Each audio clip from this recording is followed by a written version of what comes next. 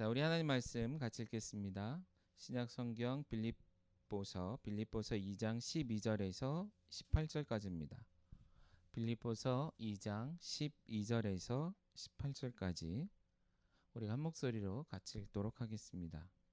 그러므로 나의 사랑하는 자들아, 너희가 나 있을 때뿐 아니라 더욱 지금 나 없을 때에도 항상 복종하여 두렵고 떨림으로 너희 구원을 이루라. 너희 안에서 행하시는 이는 하나님이시니 자기의 기쁘신 뜻을 위하여 너희에게 소원을 두고 행하게 하시나니 모든 일을 원망과 시비가 없이 하라.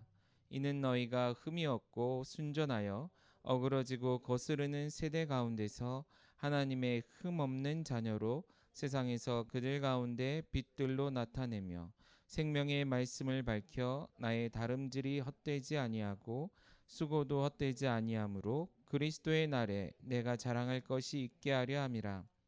만일 너희 믿음의 재물과 섬김 위에 내가 나를 전제로 드릴지라도 나는 기뻐하고 너희 무리와 함께 기뻐하리니 이와 같이 너희도 기뻐하고 나와 함께 기뻐하라.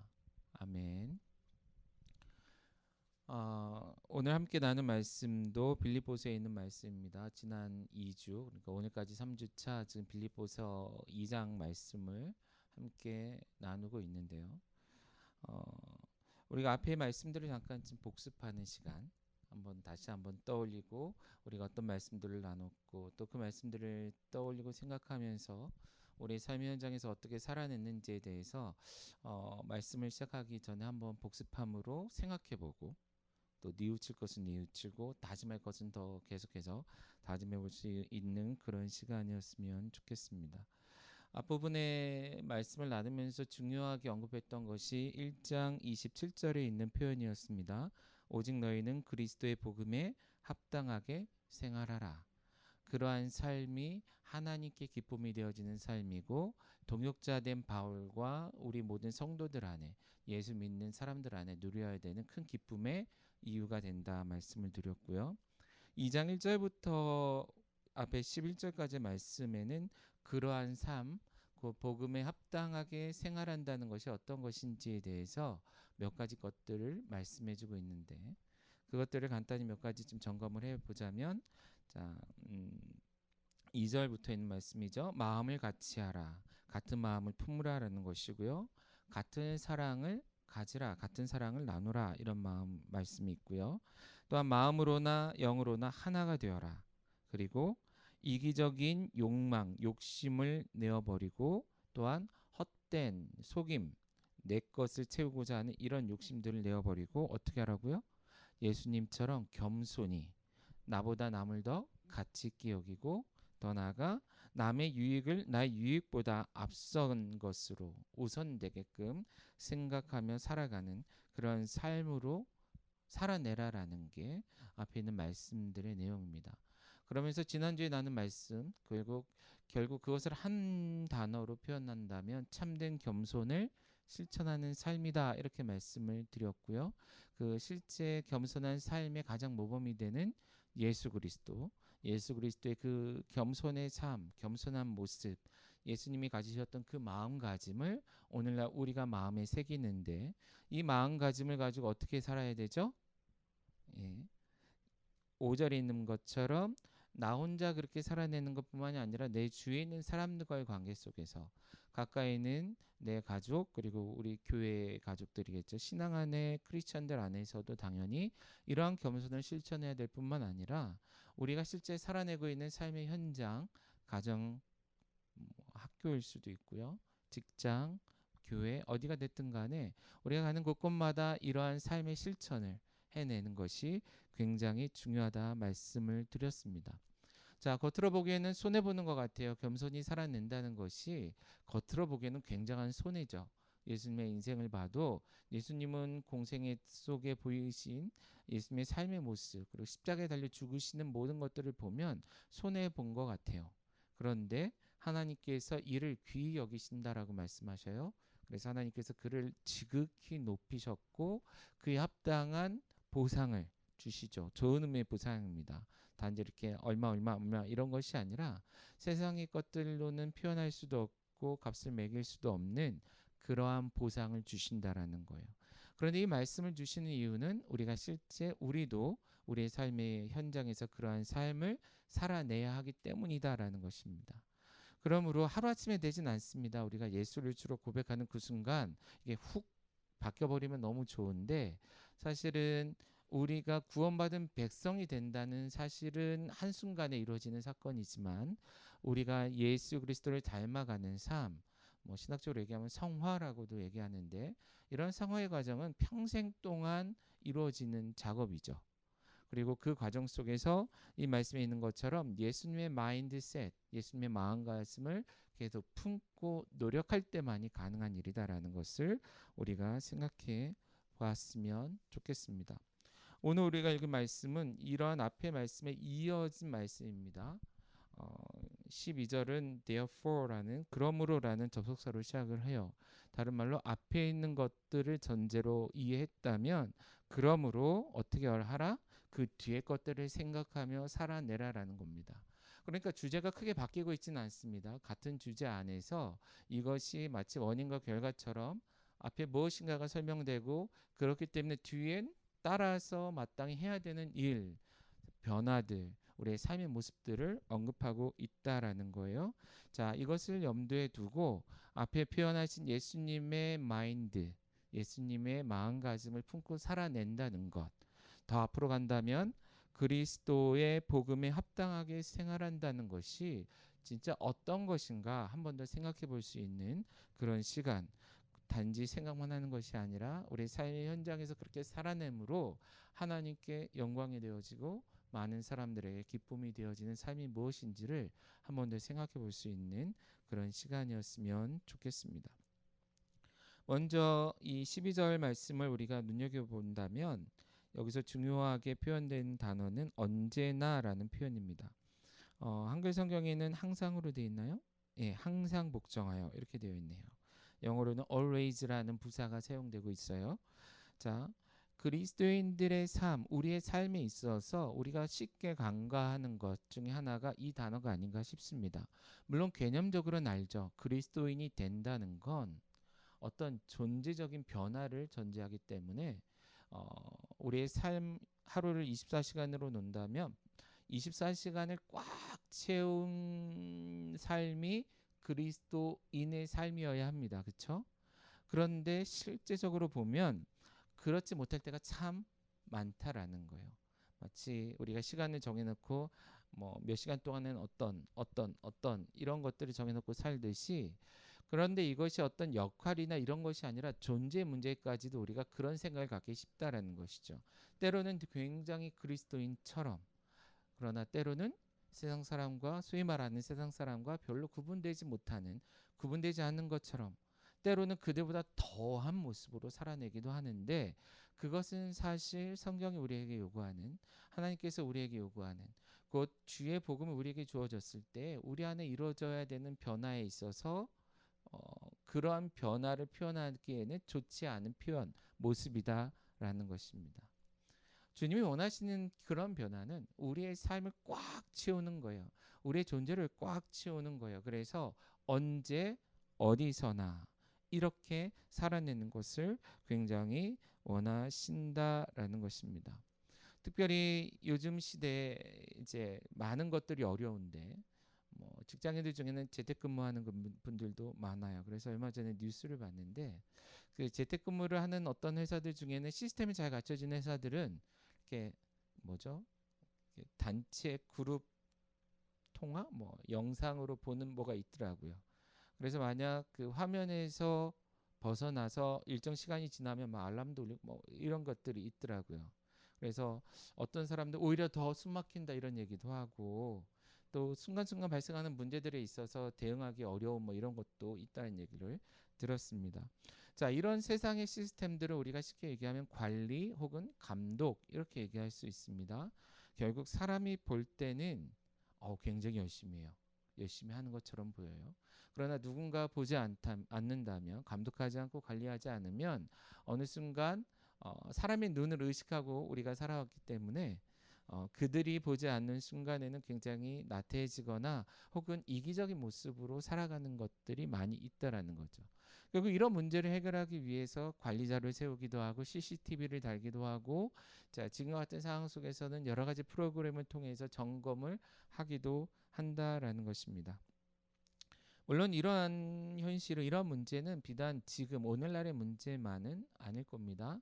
역사 이래 인류는 늘 그래 왔습니다. 왜 그렇죠? 이게 어떤 면에서 인간이 영원히 스스로 풀 수 없는 죄성에서부터 시작하기 때문에 그런 것 같아요. 나를 좀 이기적으로 나 스스로를 어떤 보호하거나 지키고자 하는 그런 마음들이 강하게 나타날 때, 그리고 스스로의 어떤 이익을 위해서 여러 가지 많은 것들을 좀 계산하고 하는 이런 습성들은 기본적으로 인간이 타락한 이후에 갖게 된 인간의 죄된 본성에 근거한다라는 거예요. 자, 그런데 우리가 그리스도의 복음에 합당하게 산다라는 것은 이런 누군가가 관리할 때만 잘하고 하지 않을 때는 그냥 내 마음대로 살아간다는 것을 의미하지 않습니다. 예수 그리스도의 복음의 능력이 우리의 그런 죄된 습성까지도 회복시키시고 새롭게 하실 수 있다라는 것을 전제하고, 우리가 그리스도 복음에 합당하게 산다는 것은 그것을 실천해내는 것을 의미하기 때문에 그렇습니다. 그래서 12절에도 보면 바울 사도는 너희가 지금까지 했듯이, 곧 항상 주의 말씀에 복종하며 순종하며 살아야 되는데, 내가 너와 함께 할 때도 그랬듯이 내가 너와 함께 하지 못하고 있는 지금도 그러길 바란다라는 말씀을 하고 있는 거예요. 볼 때나 보지 않을 때나, 그것이 곧 always, 항상이다라는 것이죠. 그런데 바울 사도는 더 나아가서 내가 보지 못하는 지금, 누구도 너를 관리하지 않는 지금, 네가 신앙생활을 잘하는지 그리스도인답게 생활하고 있는지 아무도 관심 갖지도 혹은 관리하지도 감독하지도 않는 지금 이 시점에 너는 오히려 더 그리스도인답게 살아내기를 원한다라고 말씀을 하고 있는 것입니다. 자, 누군가에게 관리되어지는 것, 관리되어지는 삶이 아닌, 비록 주인은 아니지만 주인처럼 주도적으로 살아가는 삶을 요구하는 건데, 그것을 표현하는 단어가 하나 있죠. 뭐죠? 청지기라는 단어입니다. 결국은 우리가 그리스도인의 모습, 그리스도 복음에 합당하게 살아낸다는 것은 하나님께서 세우신 삶의 청지기로 살아낸다는 것을 의미하기도 한다라는 거예요. 자, 청지기이기 때문에 누군가가 굳이 관리할 필요도 없고, 청지기이기 때문에 책임감을 가지고 그렇게 살아내야만 한다라는 것입니다. 자, 우리가 청지기를 생각하면 가장 먼저 누가 떠오르죠? 성경에서 누가 떠오릅니까? 예, 뭐 여러 명이 있겠지만 가장 대표적인 것, 대놓고 청지기 역할을 평생 했던 사람이 있어요. 누구예요? 요셉입니다. 그렇죠? 아버지 집에서 아버지의 뒤를 이어 가장이 될 줄 아는 대표, 그 족장 같은 역할을 할 줄 알았는데 하나님께서는 그를 요셉으로 옮기셨어요. 그래서 보디발의 집에서 청지기로 살다가 물론 이제 감옥에도 갑니다. 근데 또다시 바로의 집에서도 청지기로 살아냈던, 총리로 살아냈던 사람이 요셉이죠. 자, 그런데 요셉의 그러한 청지기된 모습을 가장 잘 보여주는 게 있어요. 뭐죠? 보디발의 아내가 그를 유혹하여 범죄할 뻔했던 그 순간입니다. 일촉즉발이죠. 한순간만 잘못 생각하면, 순간 인간적인 욕구나 욕망 혹은 계산에 치중했다면 넘어질 수 있었던, 근데 그 순간에는 아무도 보지 않는, 심지어 보디발도 보지 않고 정말 요셉 빼고 딱 한 사람만 입 다문다면 완전 범죄가 가능했던 그런 때, 바로 그 순간에 요셉은 하나님의 백성으로 언제나 살아내야 된다는 그 생각으로 이 위기를 극복해냈다라는 거예요. 창세기 39장 9절의 말씀은 이렇게 기록하고 있습니다. 이 집에는 나보다 큰 이가 없으며 주인이 아무것도 내게 금하지 아니하였어도 금한 것은 당신뿐이니 당신은 그의 아내임이라. 그런즉 내가 어찌 이 큰 악을 행하여, 그 다음 표현이 중요합니다. 하나님께 죄를 지으리까? 라고 대답을 합니다. 자, 만약에 단순히 요셉에게 있어서 주인이 보디발이었다면 이 표현에서, 이 고백에서 내가 어찌 큰 악을 행하여 보디발인 주인에게 죄를 지으리까 이렇게 표현했을 거예요. 그러나 요셉의 삶은 하나님의 백성, 선택받은 백성으로서의 삶이었고요. 그러므로 어디 가나 하나님이 주인된 삶을 살아냈다라는 거예요. 그러니까 다가오는 유혹이나 혹은 본인이 누군가에게 어떤 행동을 할 때 자신의 삶을 주관하시는 분, 바라보시고 평가하시는 분, 설령 그분이 지금 눈앞에 보이든 보이지 않든 마치 눈을 보고 계시는 것처럼 인식하며 내가 지금 행하는 이 행동이 하나님의 청지기로서는 마땅치 않습니다. 내가 이것을 행한다면 하나님께 죄를 짓는 겁니다. 라고 대답하는 그런 삶을 살아냈다라는 겁니다. 마찬가지로 이런 태도는 오늘날 우리 그리스도인들, 곧 나에게도 여러분들에게도 필요한 태도 고백인 줄로 압니다. 언제나 하나님의 뜻에 복종하는 삶, 언제나 그리스도인답게 살아내는 삶. 앞에 표현들을 하나를 가져온다면 예수 그리스도의 마음가짐을 가지고 늘 겸손히 살아내는 삶, 그러한 삶을 살아내라라는 거예요.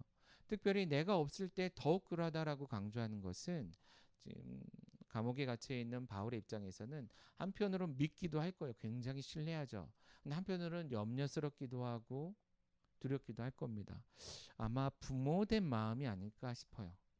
남이면 그냥 잘하겠지 그러고 말아버릴 것 같은데 부모가 자식을 생각할 때는 완전히 그렇게 안 되는 것 같아요. 물론 다른 사람보다 더 많이 신뢰해요. 내 자녀들을. 그래서 잘할 거라고 믿어요. 믿는다고 얘기하는데 마음 한편에서는 그래도 한편에서는 염려스러운 거죠.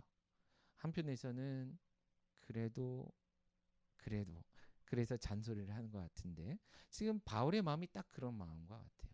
영적인 부모된 마음으로 빌립보 교인들이 언제 어디서나 항상 하나님의 백성답게 살아내는 것, 그것을 바울은 굉장히 중요하게 생각하고 요청하고 있는 것입니다. 자, 우리에게도 마찬가지다라는 것입니다. 우리가 그리스도인이라는 사실을 늘 잊지 말고 살아낼 수 있어야 한다라는 거예요. 특히 지금과 같이 교회로 모이기 어려운, 예배로 모이기 어려운 이런 시점 뿐만 아니라 주중에도, 물론 요즘 전화도 하고 뭐 화상도 하고 많은 걸 하겠지만 주중에도 같이 만나서 얼굴 맞대고 신앙적인 대화조차 나누기에도 왠지 한편에 부담이 되는 이런 시점에 우리 각 사람 한 사람 한 사람이 각자의 자리에서 우선적으로 항상 그리스도인답게 살아내는 훈련 준비가 되어야 한다라는 거예요. 자, 그리고 나서 바울은 13절에 가서 또한 중요한 말씀을 합니다. 자, 늘 복종하며 살아내면서 이것을 통해 무엇을 이루라고 얘기해요? 두렵고 떨림으로 너희에게 주어진 구원을 이루라, 완수하라, 이런 표현을 쓰고 있습니다. 자, 구원을 위해 일한다, 구원을 이룬다. 참 되게 우리에게는 익숙지 않은 표현이고 오해가 많았던 표현이기도 합니다. 여러분, 우리의 구원은 주어지는 거죠. 우리가 구원을 쟁취하는 것도 우리의 노력과 수고를 통해 얻어내는 것도 아니다라는 거예요. 그런데 바울 사도는 지금 뭐라고 얘기한다고요? 항상 복종하여 두렵고 떨림으로 너희 구원을 뭐하라? 이루라라고 말씀을 하고 있는 것입니다. 그런데 아까 말씀드린 것처럼 우리가 무엇인가를 하지 않으면 우리에게 주어진 구원이 상실되는 것도 아니고 내가 열심히 살아낸다고 구원의 크기가 커지는 것도 당연히 아니다라는 거예요. 그렇죠? 자, 이런 상황 속에서 그러면 왜 이런 표현을 썼냐라는 거예요. 자, 한번 생각해 봅시다. 구원받은 백성으로서 살아낸다는 표현. 그래서 이것을 늘 인식하며 살아내는 건데, 자, 그것을 이해하기 위해 그 뒤에 표현들이 따라 붙은 겁니다. 뭐냐면 너희 안에서 행하시는 이는 하나님이시기 때문이다라는 거예요. 자, 우리가 구원받은 백성이 되었을 때에 어떻게 해요? 주의 영이 우리 안에 거하신다라고 얘기하죠. 물론 1차적으로는 성령님이 우리 안에 내주하신다라고 얘기해요. 그런데 삼위일체 하나님이시기 때문에 주님, 예수님이 우리 안에 계신다, 하나님이 우리 안에 계신다라는 표현이 틀린 표현이 아니에요. 맞는 표현이죠. 그렇죠? 결국 구원받은 백성에게 주의 영이 주님이 함께 하셔요. 그런데 주님이 함께 하시기 때문에 뭐예요? 그 증거들이 나타날 거예요. 자, 구약 성경을 좀 예로 듭시다. 하나님의 영이 하나님이 임하시는 곳에 사람들에게 공통되게 나타난 반응이 있습니다. 뭐죠? 그들은 두려워했다라는 거예요. 예, fear라는 영어 단어를 많이 쓰는데 두려워했어요. 그리고 그들은 그 하나님의 거룩하심 앞에 두려워 뭐 했어요? 떨었다라는 것이죠. 자, 마치 우리가 구원받은 백성이 되었을 때 주님께서 우리 안에 거주하심으로 인해서 우리가 주님을 생각하고 주님을 모시고 살아가는 삶 자체가 우리를 두렵고 떨리게 하는 것이기 때문에 어디 가나 무엇을 하나 그런 두렵고 떨림으로 살아내라는 거예요. 그러니까 일을 할 때마다 두려워하라 이런 얘기가 아니라 하나님으로 인해 두려워하라는 거죠. 근데 그 하나님이 어떤 하나님이냐면 자, 그 뒤에 표현을 보시면 사실은 이 하나님이 어떤 하나님이냐면 13절입니다. 자기의 기쁘신 뜻을 위하여 너희에게 소원을 두고 행하시는 분이다라고 표현을 하고 있습니다. 자, 우리 안에 거하시는 이 하나님이 우리 안에서 뭘 하신다고요? 우리 안에 뜻을 세우게 하시고 그 일을 행하고 이루게 하시는 그러한 하나님이시다라고 얘기하고 있습니다. 자, 구원을 두려움으로 이루라는 것은 구원받은 자로서 하나님을 모시고 산다라는 것을 인식하라는 것이고, 그런데 더 나아가서 그런 하나님께서 친히 우리의 삶의 모든 것들의 뜻, 의지를 세우시며 심지어 그것을 이루시는 분이시기 때문에 그분을 따라 사는 삶 자체가 결국 구원을 이루어가는 삶. 뭐 쉬운 표현을 하자면 구원받은 백성으로서 살아내는 삶. 그런데 그거조차도 하나님의 인도하심과 힘주심과 지혜 주심을 통해 살아가는 삶이다라고 말할 수 있다라는 거예요. 자, 이런 삶의 모습을 한 단어로 한 표현으로 한다면 뭐죠? 여러분들이 많이 쓰던 코람 데오라는 표현을 쓸 수 있습니다. 결국 하나님 앞에서 살아내는 삶, 하나님 앞에서 했기 때문에 두렵고 떨리는, 그러나 그럼에도 불구하고 하나님의 백성답게 우리는 삶의 현장에서 하나님의 뜻을 붙들고 하나님의 능력을 힘입어 살아내야 된다라는 것이죠. 그런 하나님을 모시고 살아내는 삶을 살아내라. 언제? 언제나죠. 사실은 예배 때만이 아니라 교회에서만이 아니라 어떤 상황 속에서든 어디에서든 언제든 그렇게 살아낼 수 있어야 한다라는 거예요. 그런데 여기 보면 그 목적이 있습니다. 하나님께서 우리 안에 그렇게 일하시고 뜻을 세우시고 행동하게 하시는 이유가 있는데 그게 뭐예요? 자기의 기쁘신 뜻을 위하여 일을 하신다라는 겁니다. NIV 성경의 표현을 따르자면 in order to fulfill his good purpose입니다. 자, 누구의 목적이에요? 우리의 삶인데 우리의 목적이 아니에요. 하나님께서 우리 안에 거하시고 우리 안에서 뜻을 주시고 세우시고 일하시는 이유는 단지 우리의 욕심, 우리의 소욕을 채우기 위해만이 아니라 하나님의 거룩하신, 하나님의 선하신, 하나님의 기쁘신 뜻을 이루기 위해, fulfill, 성취하기 위해 오래전부터 있었던 그것이 지금 성취되게 하시기 위해서 심지어 누가 일하셔요? 하나님께서 일하신다라는 겁니다. 지난주 중에 우리 사역자 몇 명하고 같이 이제 홈페이지 제작을 위해서 같이 회의를 했는데 그때 그 준비하면서 오랫동안 미뤄왔던 몇 가지 작업을 해요. 그 중에 하나가 건강한 교회가 정말 어떤 교회냐. 우리는 치열하게 사역 현장을 누비면서 정신없이 모이고 예배드리면서 교회가 세워졌어요. 그래서 정작 다른 교회나 다른 사역자 단체들의 이런 철학을 세우는 것은 많이 도와줬는데 막상 우리 교회 것은 별로 없었던 그런 시기를 보냈어요. 그래서 우리 사역자들과 같이 의논을 하고 고민을 하면서 그 사역 선언문을 사명 선언문을 만들었습니다. 미션 스테이트먼트라고 얘기할 수 있는데 제가 카카오톡에 올려줬던 그 표현이기도 합니다. 뭐죠? 한번 보시겠어요? 자, 뭐 짧은 문장이라 이해하기 좋을 겁니다. 한번 봅니다. 각 사람이 모든 삶의 자리에서 하나님의 나라를 세워가도록 돕는 교회다 라는 표현을, 이게 건강한 교회다. 가장 함축적으로 표현한다면 우리 교회의 미션이 뭐냐? 이것이다. 그 외의 것들은 계속해서 이제 수식어구처럼 붙어질 겁니다. 여러 가지 것. 그런데 다 군더더기 빼고 했을 때 빠질 수 없는 거, 버릴 수 없는 표현들만 모았을 때 저는 지금까지는 이 표현 안에 거의 다 담아내고 있지 않나 이런 표현이 들어요. 그런데 이 사명선언문에서 가장 중요한 전제는 뭐냐면 각 사람을 향한 하나님의 뭐가 있어요? 미션이 있다라는 거예요. 사명이 있다라는 거예요. 하나님께서 그들을 이 땅에 보내신 목적이 있다라는 거예요. 여기 표현대로 His purpose가 각 사람을 향해 있다라는 것이죠. 그리고 이 하나님의 그 목적은 각 사람을 향한 하나님의 사명은 그들이 처한 곳에서 그것이 어디가 됐든지 가까이 있는 자기 자신에서부터 멀리는 땅 끝까지 이루는 그곳, 그러나 그곳에 가기까지 어떠한 영역이든지 어떠한 삶의 자리에서든 모든 곳에서 하나님의 뜻이 이루어지는 것, 이것을 우리 사명선언문에서는 그곳에 하나님의 나라가 세워지는 것, 우리가 그 목적을 이루어감으로 말미암아 이것을 전제하고 있습니다. 바로 그 목적이 이 편에 나오는 그 목적과 같은 것이죠. 하나님께서는 각 사람 안에 일하고 있어요. 그리고 그 일하고 계시는 목적이 있어요. 그 목적을 이루기 위해 각 사람이 살아내고 그 목적을 이루기 위해 우리가 함께 모여서 공동체로서의 교회가 되어져 가는 거죠. 그렇다면 건강한 교회는 그 한 사람 한 사람 한 사람의 목적이 성취되는 것이고 성취되도록 돕는 곳입니다. 이해가시죠?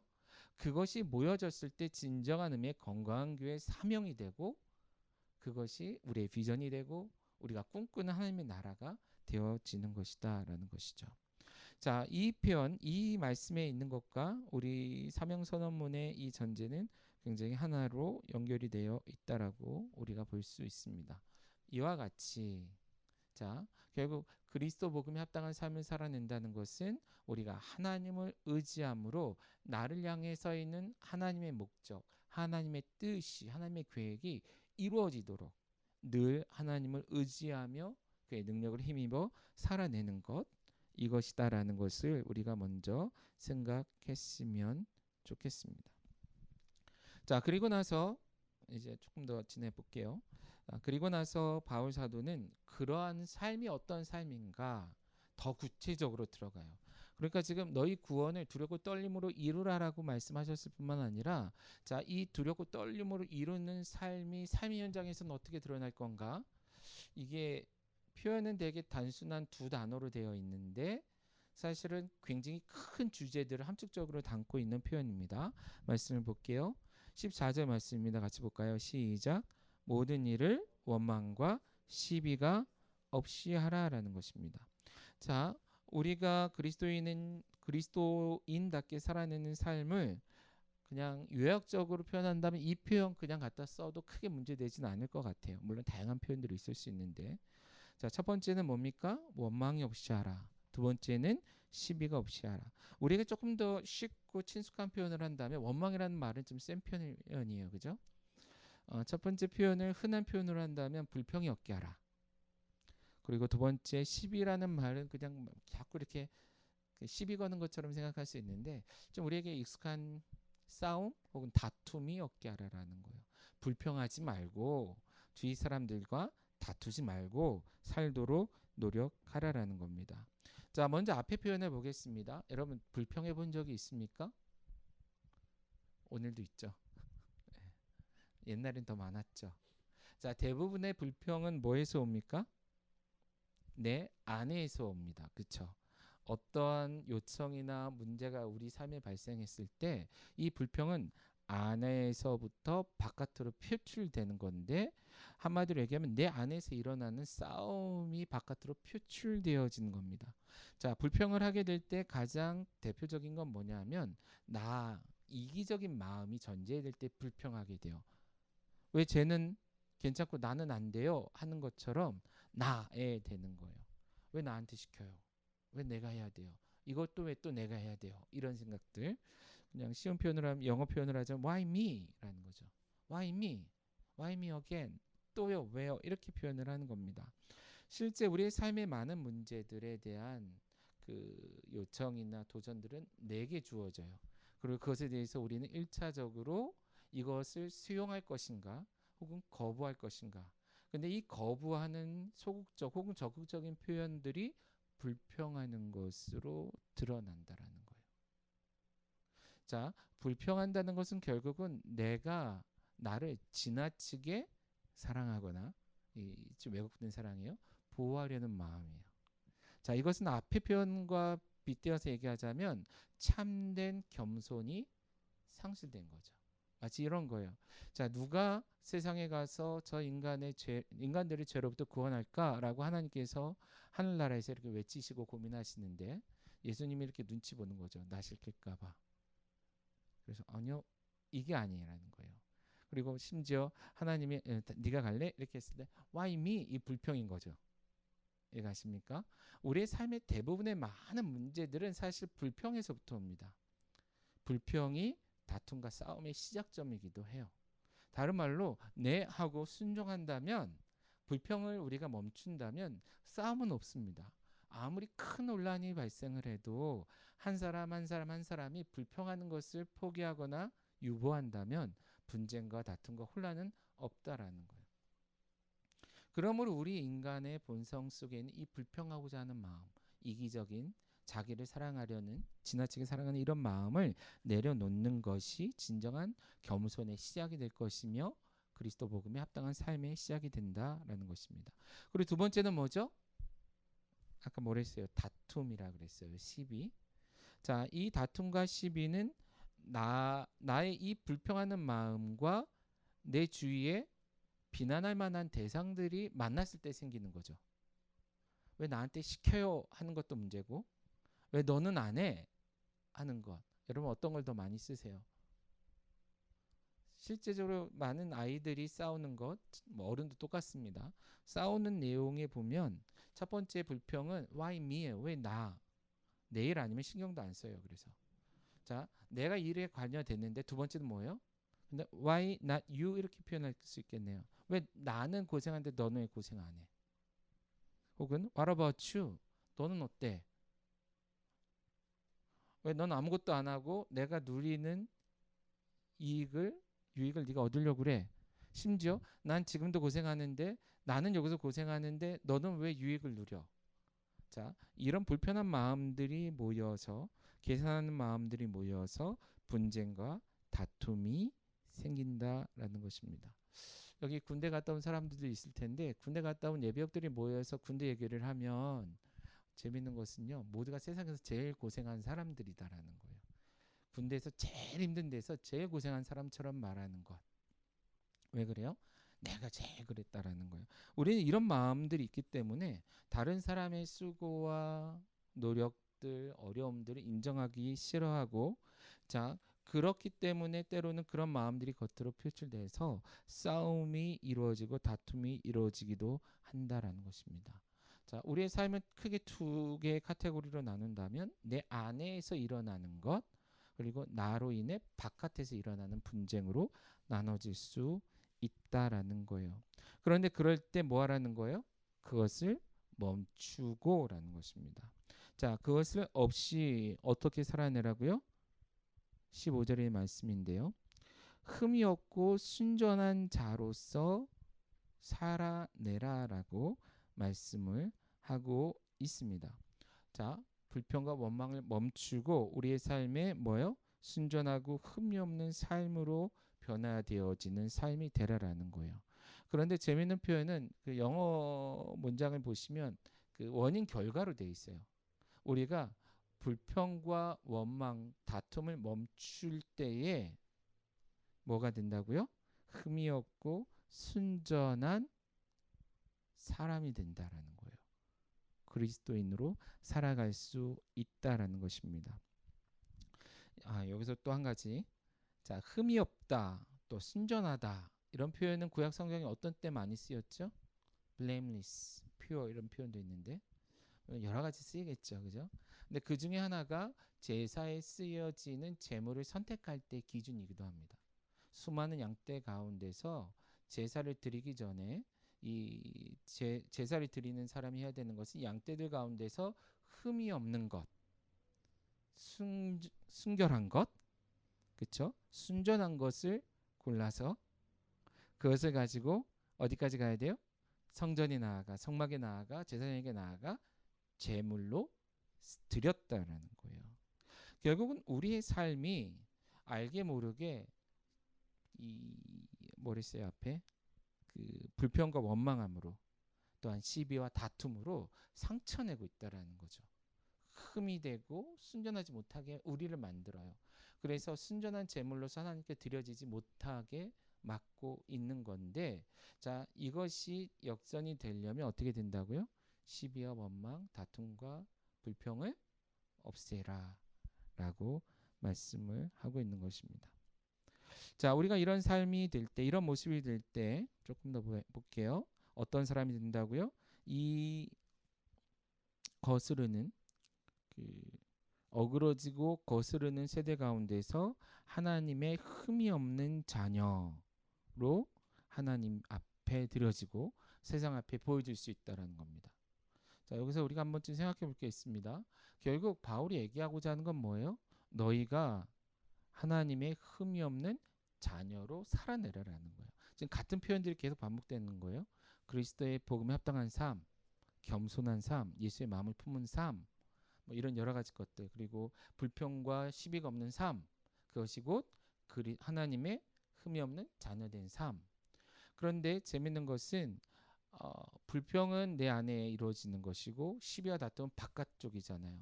내가 저 사람하고 싸우거나 불편해하지 않는 것이 결과적으로는 하나다라는 거예요. 나를 위한 것이다라는 것이죠. 그러니까 그 사람의 몫은 그 사람이 치러야 되는 겁니다. 그 사람에 대한 하나님의 훈련은 그 사람을 하나님이 다루시는 방식으로 이루어질 거다라는 거예요. 근데 우리는 맨날 왜 다퉈요? 왜 싸워요? 똑같기로 하네요. 잘못된 공평이죠. 평등이죠. 하나님이 나를 훈련하기 위해 지금 한 대 툭 때렸단 말이에요. 그러면 우리는 그 순간 뭘 생각해요? 하나님, 내가 무엇인가 잘못했나요? 혹은 내가 이렇게 변화되어야 되나요? 이런 생각을 하면 좋은데 우리의 눈은 누굴 본다고요? 옆에 있는 애들도 맞고 있나 보는 거예요. 하나님, 나는 때리고 왜 쟤는 안 때려요? 우리 사춘기를 막 시작하는 자녀를 둔 부모들이 자녀들에게서 보는 게 그거예요. 불평의 시작은 그거죠. 왜 똑같이 하지 않아요? 근데 똑같아요, 안 해요? 실제 사람이 똑같지가 않죠. 그만하니까, 때가 됐으니까. 근데 많은 사람들이 왜 싸우냐면 나랑 그 사람은 틀린데 하나님의 계획은 다 틀린데 타이밍도 틀리고 모든 게 틀린데 똑같이 해줘요. 똑같이 안 해주면 난 안 돼. 뭐 이런 식의. 결국 내가 내 안을 다스리고 사람들과 다툼이 없는 삶을 살아내는 것은 하나로 통하는데 내가 흠이 없는 하나님의 자녀가 될 수 있다라는 것입니다. 자, 오늘과 같이 불편한 시대입니다. 아침마다 길을 다니다 보면 약국 앞에 줄 서 있는 사람들이 있고 심심치 않게 그 사람들 안에서 약국과 뭐 정보의 관계 속에 불편해하는 사람들 이야기들이 가득 차 있어요.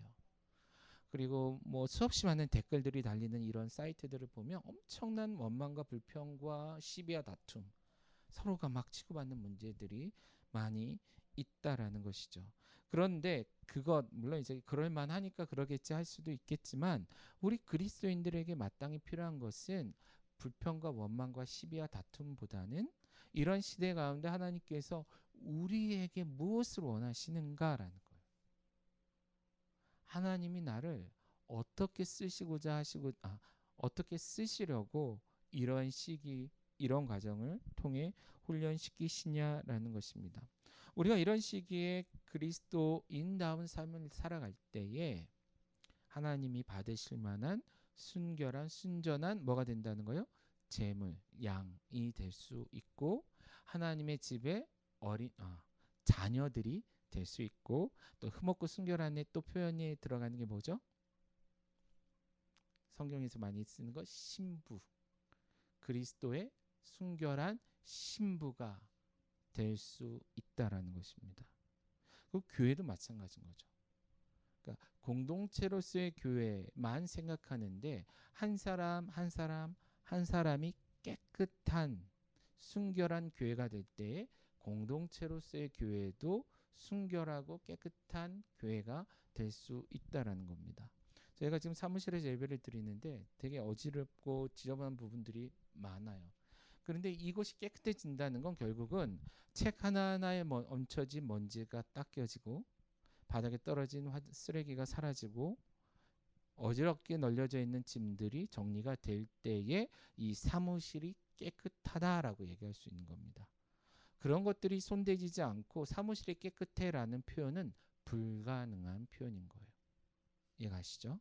마찬가지로 우리가 그리스도의 교회로서 아까 얘기한 하나님의 목표와 목적을 품은 사명을 품은 교회로서 언제나 이것을 기억하며 그리스도 복음에 합당하게 살아가려고 몸부림치는데 이것 실질적인 삶에서는 매 순간순간 우리에게 다가오는 유혹들, 시험들 앞에서 불평하는 것을 멈춰 서는 훈련 통해서 더 나아가 내 안에서 죄성이 자꾸 사람들과 비교하고 원망하고 싸우게 만들려는 이런 다투려는 마음을 제어하며 근데 다행히도 이 능력도 누구에게 와요? 하나님으로부터 온다 그랬어요. 그 하나님을 모신 자로서 늘 두렵고 떨림으로 내게 주어진 구원의 감격을 붙들고 살아낼 수 있다면 그런 삶을 살아내는 삶이 진정 하나님이 원하시는 삶, 그리스도 복음에 합당한 삶이 될 수 있다라는 것이고 더 나아가 하나님께 기쁨이 되어지고 많은 사람들 바울을 포함한 모든 그리스도인들에게 기쁨을 주는 그러한 삶이 될 수 있다라는 것입니다. 시간이 조금은 아니죠. 꽤 많이 지났을 텐데 늘 그렇듯이 사실 그 뒤에 있는 표현들이 이 시점에 우리 교회를 많이 생각하게 하는 표현인데 죄송하지만 조금 더 볼게요. 자, 그렇게 한 다음에 자 보세요. 17절, 16절 중간부터예요. 16절부터예요. 보면 생명의 죄송합니다. 15절 중간이네요. 세상에서 그들 가운데 빛들로 나타내며 생명의 말씀을 밝혀 나의 다름질이 헛되지 아니하고 수고도 헛되지 아니하므로 그리스도의 날에 내가 자랑할 것이 있게 하려 함이라. 만일 너희 믿음의 재물과 섬김 위에 내가 나를 전제로 드릴지라도 나는 기뻐하고 너희 무리와 함께 기뻐하리니. 시간이 많이 지나서 이 부분을 깊이 다루지는 않을 겁니다. 조만간 저희 건강교회의 철학을 여러분들과 같이 나누게 될 텐데 그때 조금 더 자세히 나눌게요.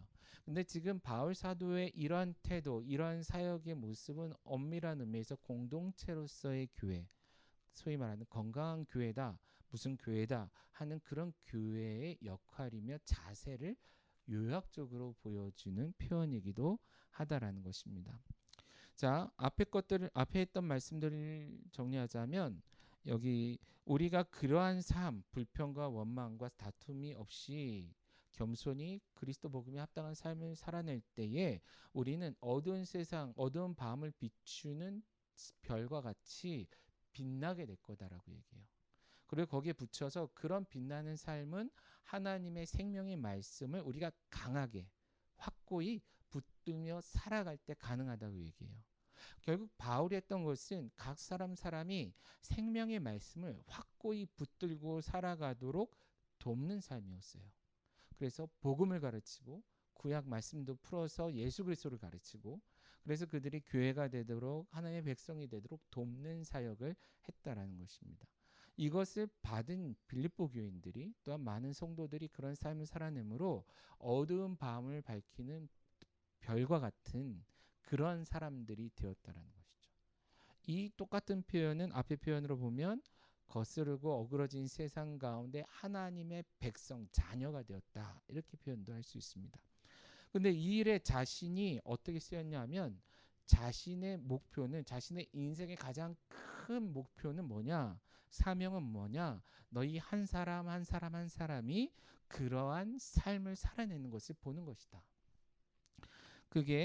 그것을 볼 때에 내가 지금까지 해온 이 모든 다름박질과 수고가 헛되지 않은 것이 될 것이고 그리고 하나님 곧 그리스도의 날에 내가 하나님 앞에 섰을 때 자랑할 만한 것이 될 것이다 라는 거예요. 그게 바울 사도가 이 순간 가장 큰 기대를 가지고 바라보는 겁니다.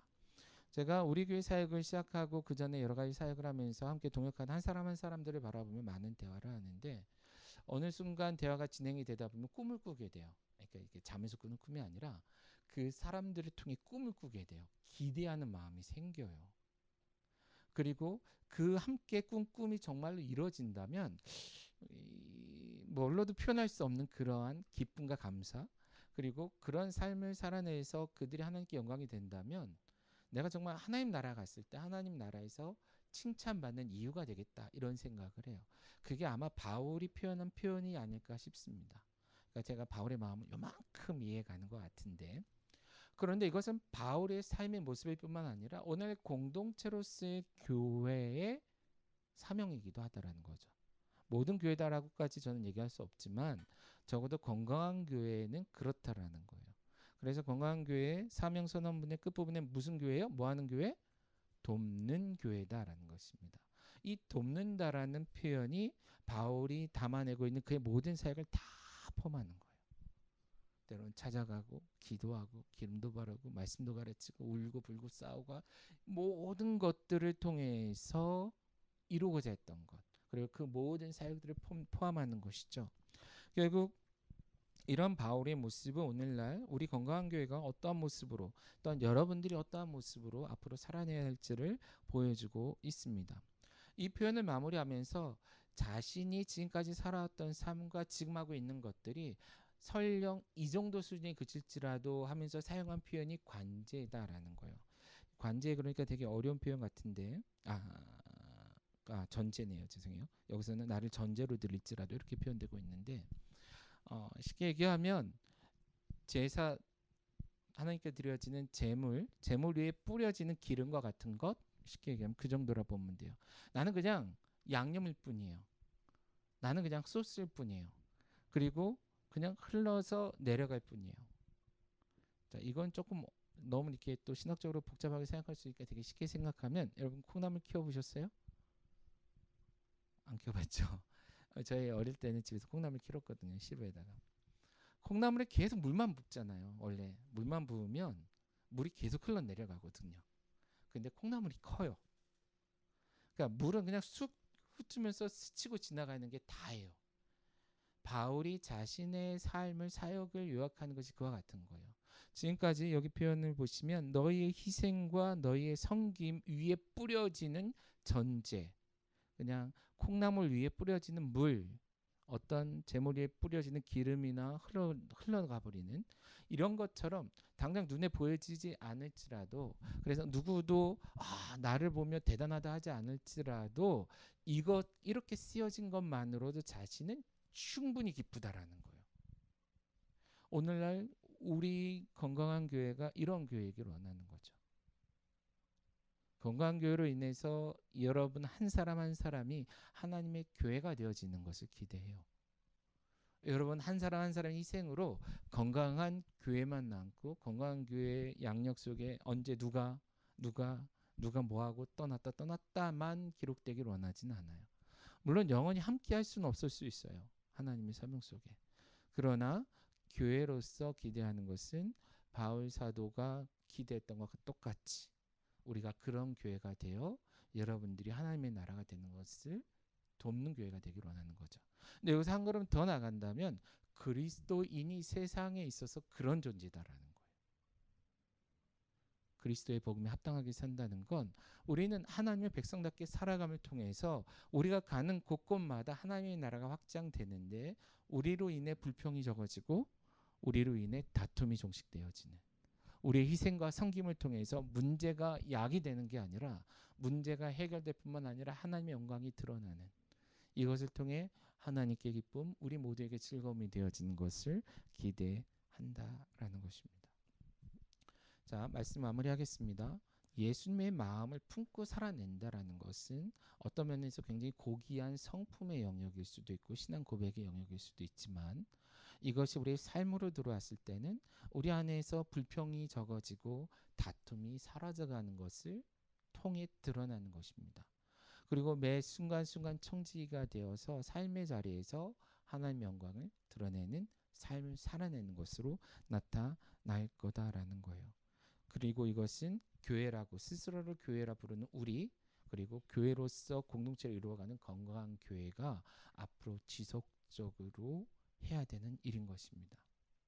바울 사도는 이 모든 것이 가능하기 위해 생명의 말씀을 굳게 붙잡는 것의 중요성을 가르쳤어요. 그래서 교회의 가장 중요한 역할이 말씀을 가르치는 것 같아요. 그러나 그것뿐만이 아니라 각 사람이 그러한 교회가 되기 위해서, 세상 속의 사람들이 되기 위해서 우리는 할 수 있는 모든 것을 통해 돕는 교회가 되고자 합니다. 여러분들도 삶의 현장에서 이 시기에 누가 보든 보지 않든 하나님 앞에 코람데오의 삶을 살아가는 자세로 이런 삶을 살아낼 수 있기를 주님의 이름으로 축원하며 축복합니다. 아멘.